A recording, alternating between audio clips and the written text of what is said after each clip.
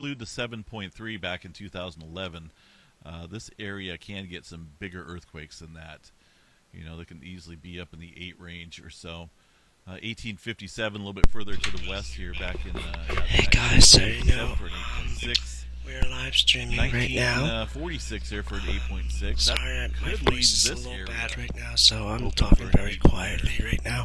See how it's jumping back and over this region So here. I can't talk I'd really watch much that. Let's because see my how nose this is really progresses. running and Because the with weather the activity here in the last couple is years, really last few years, dry. a So lot of I pressure has been building up apologize. So here if across you're this hearing my segment voice really of the low, so Aleutian I'm Trench here really with the Pacific talking Plate close to moving the off there to microphone. the west-northwest. It's definitely going Right to add some now, strain out there we across are that live area. streaming the So for now, though, earthquake right now. 6.1, a couple other earthquakes We're in there. watching Keep an eye on this Earthmasters, region. so right now This looks like earthquake the this magnitude. morning, though, really We're concerning. getting That's some super earthquake. deep, It so looks like we are getting some Iran decent size adjustment going on here at and the shallower areas and also the deeper the regions. government has The protesting rest again. of Alaska up here, Never a dull moment with them. some earthquake activity way up Oh north man, I near tell you, the Taliban is Tanana, really crazy with them right? so right Hopefully I now. pronounced that correctly.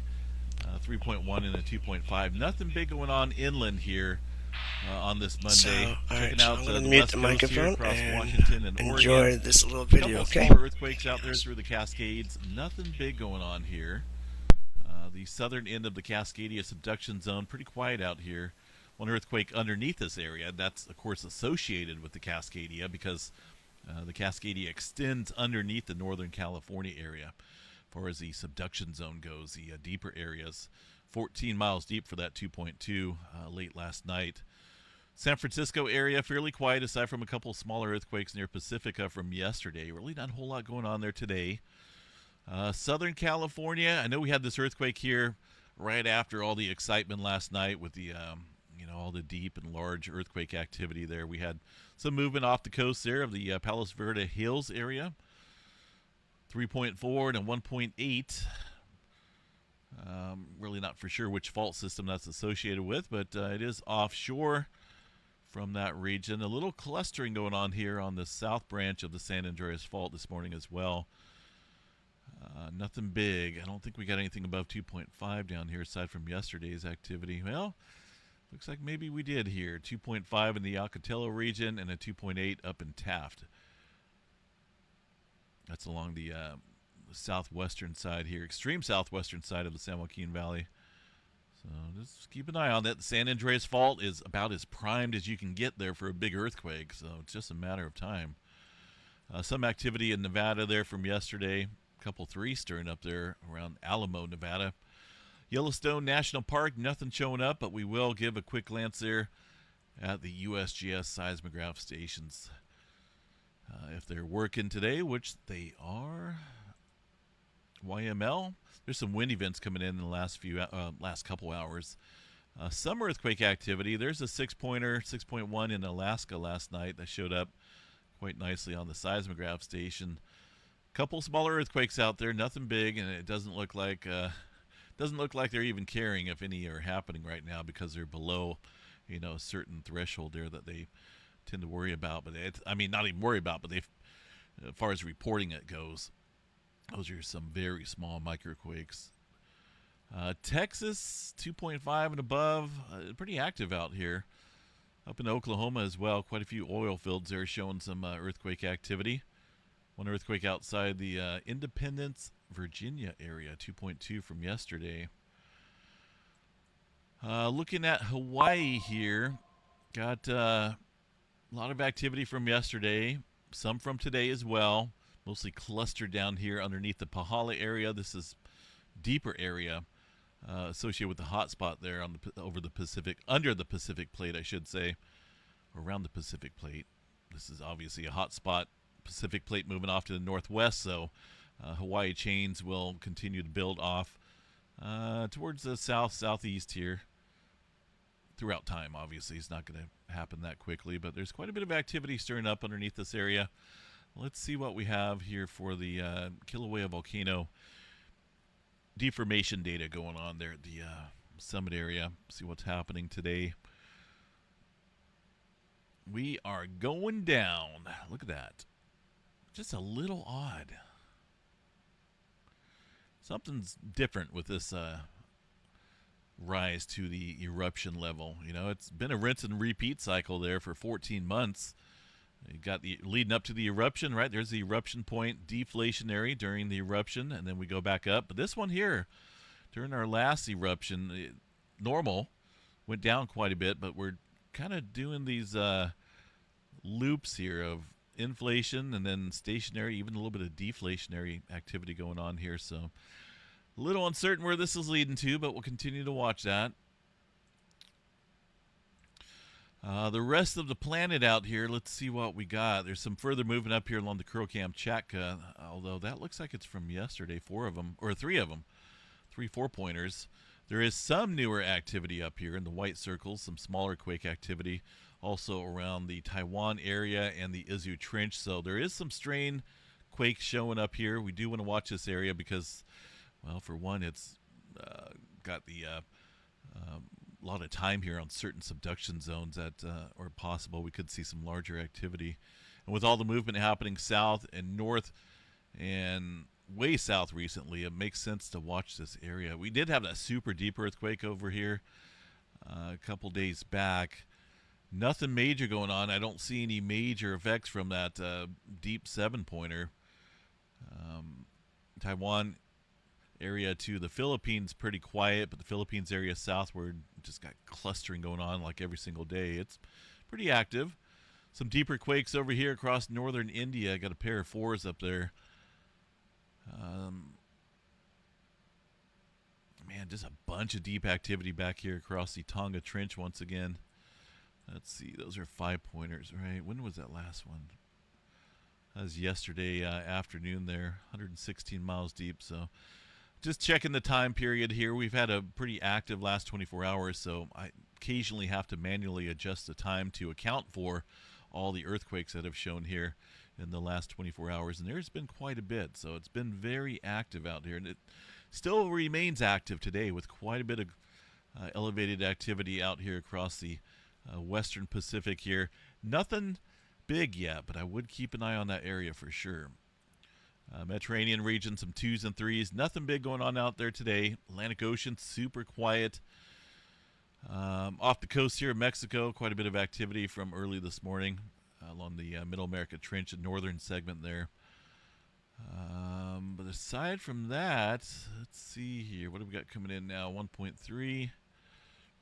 Oh, that's in the geysers area. All right, space weather activity on this Monday. They're just way down there, just kind of sitting down in the B-flare category. I don't expect much here near term. Now, we do have 4366, the former sunspot here, right? That's on the far side. Let's see if we got the latest image here, which we do. Awesome. This sunspot looks like it's starting to grow in size again.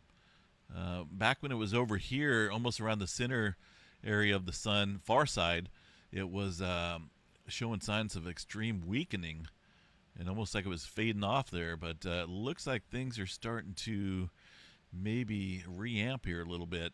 This is getting awfully close here to the eastern limb. In fact, it's probably, this is about a day and a half behind, so it's probably a little bit closer over here. Let's see if we got a visual of it.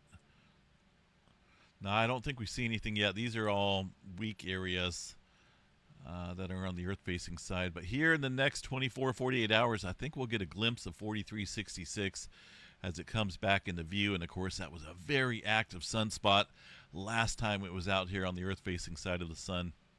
We'll definitely watch for that here in the coming days. What we have left here on the Earth-facing side, not a whole lot. I mean, just very disorganized sunspots out here, not looking for anything, not even any C-flare activity. C-flare activity, 35% chance. That's super low, and as you expect there, super low for the rest of the categories. The coronal hole there, number 26, is moving on. That seemed like it stirred up earthquake activity here in the last couple days while that was facing the planet. Last 3 or 4 days or so was pretty busy with earthquake activity. Now it's moved on. Really no major coronal holes behind that. As far as any aurora activity goes, could remain unsettled here over the next night, I think. It should taper off, though. That activity we've seen yesterday and late last night was the result of the high-speed solar wind stream from that coronal hole, which looks like things are starting to calm down now for that activity. Let's go check out the asteroid department here real quick. See if anything's in the forecast. Giant asteroid headed to the planet. Well, there's always asteroids out there, hundreds and thousands of them.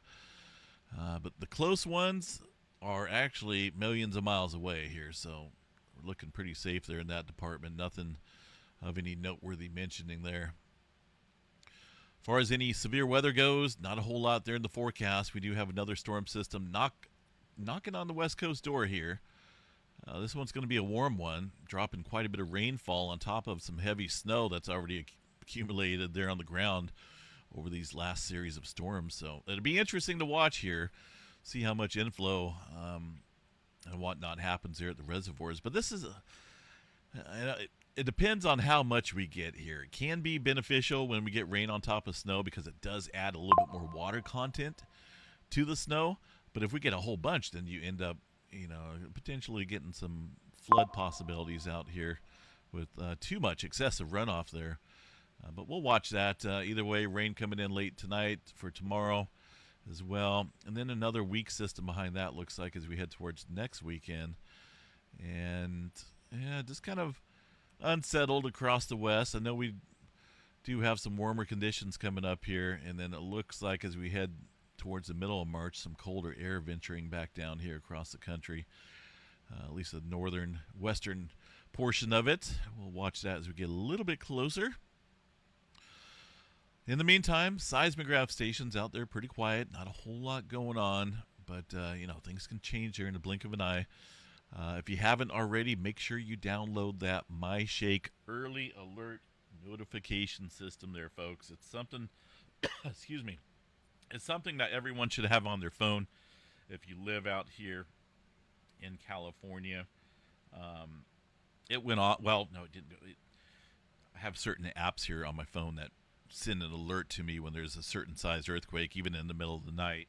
But this app here called MyShake will definitely. Let me see here. So it's called MyShake. Shasta.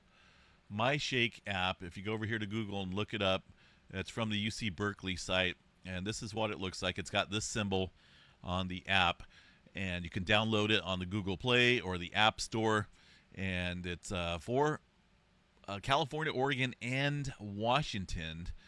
It's definitely a decent app, and it will send you notifications there in the middle of the night if there's a big earthquake in your area, or even a moderate quake in your area where you're expected to feel shaking. And this is the sound right here. I'll let you guys listen to it. I've heard it a number of times when earthquakes are happening in my area where I did feel shaking. Earthquake.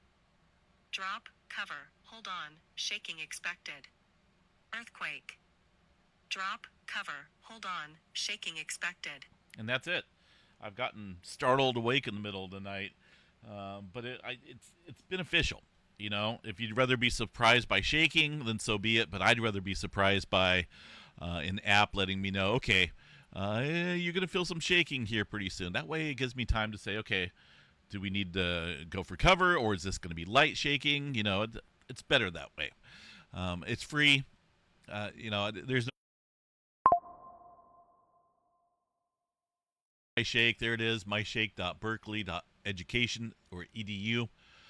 We'll see you guys out here for the Monday night update. Take care. Stay safe out there, folks. Have a good one.